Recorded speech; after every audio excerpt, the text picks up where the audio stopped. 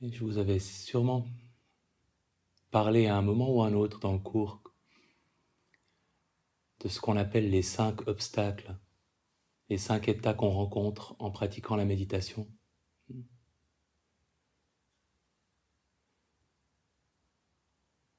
L'agitation physique ou psychologique, la torpeur ou la somnolence, le doute, est-ce que je fais ça bien, est-ce que j'ai raison de le faire, est-ce qu'il faut le faire comme ça, l'envie de quelque chose qui n'est pas là et le rejet de quelque chose qui est là. Et quand on commence à méditer, on se prend ces obstacles dans la figure. Et quand on médite depuis un certain temps, comme c'est votre cas et le mien, l'agitation et la torpeur prennent moins d'importance, même si ces états restent présents, la manière dont on les observe devient peut-être de plus en plus facile à aborder.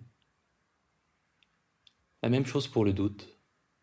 Les deux grands états qui ont tendance à prendre de la place, c'est l'envie de quelque chose qui n'est pas là et le rejet de quelque chose qui est là. Dans la méditation, ça va se manifester par exemple pour l'envie, par un moment où vous vous direz si seulement ma méditation était plus intense, plus intéressante, plus stable, plus excitante, plus stimulante. Le rejet, si seulement je n'avais pas chaud, mal ici, si seulement il n'y avait pas ce bruit, si seulement il n'y avait pas cette pensée qui revient, si seulement... Les choses qu'on aimerait obtenir et les choses qu'on aimerait chasser. Et pour ne pas trop se faire avoir par ces états, ça vaut la peine de prendre le temps de reconnaître que c'est simplement la manifestation de l'envie de quelque chose, du rejet de quelque chose, de les nommer et de les identifier quand ils se présentent à l'attention et de les laisser filer, de ne pas les prendre trop au sérieux.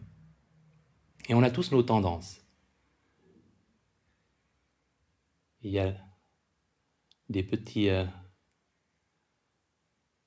junkies qui sommeillent en nous, il y a des gens qui sont toujours attirés par le chocolat, un écran, l'envie de plus, de mieux, de plus intense, de plus fort. Il y a des personnes qui consacrent davantage de temps à s'irriter contre des choses qui ne sont pas comme elles devraient être. Bon, on a souvent les deux, mais parfois une petite préférence. Et de prendre simplement conscience de l'expression de cette préférence dans la méditation, de la nommer et de la laisser partir. Une suggestion pour la méditation de cet après-midi, que votre tendance soit aux envies ou au rejet. Pour clarifier peut-être cette histoire sur l'envie et le rejet, c'est largement une question d'économiser son énergie. Parce que finalement, on peut passer de « il y a trop de bruit et il fait trop chaud et je suis pas concentré et j'ai mal aux genoux » à « tiens, virgule, du rejet, point d'exclamation ».